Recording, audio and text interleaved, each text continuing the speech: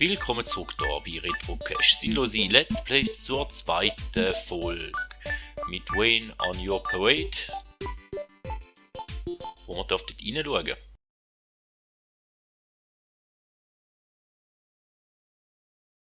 Wölkchen, Hilfe! Ich mag nur ein Müllcontainer sein, aber diese Menschen zünden mich dauernd an. Kannst du bitte alle Brände löschen und ihnen eine Lektion erteilen? Dafür verspreche ich dir, mit dem Fotomodus ein paar coole Fotos von dir zu machen, während du im Einsatz bist.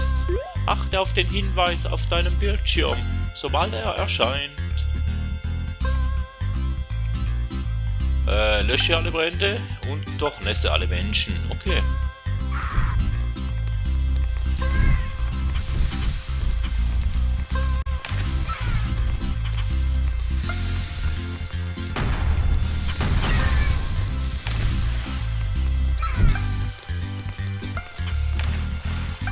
So, ein kleiner Funfact dran.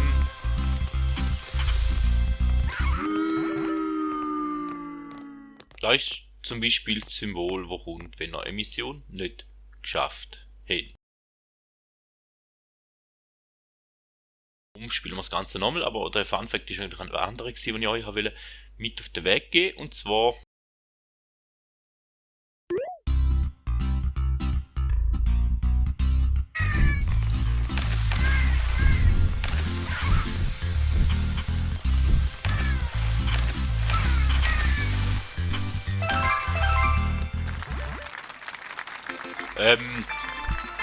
ja, jetzt haben wir uns konzentrieren, dass es das mal schafft, das Ganze nicht nochmal spielen. Auf das Spiel aufmerksam geworden bin ich dank dem Game Pass, ist kurz mal drin gewesen.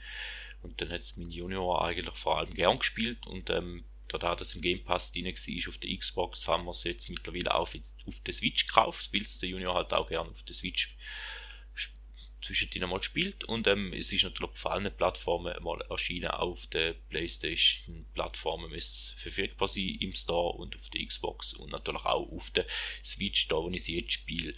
Es hat ein paar kleinere Downgrades, aber es ist jetzt keine weltbewegende Sache da, dass das Ganze ein bisschen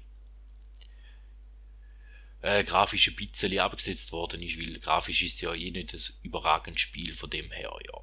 Da wäre es in dem Fall gewesen, da schon von der zweiten Folge. Ich hoffe, wir sind bei der dritten Folge dann auch wieder dabei. Somit vielen Dank und man hört sich.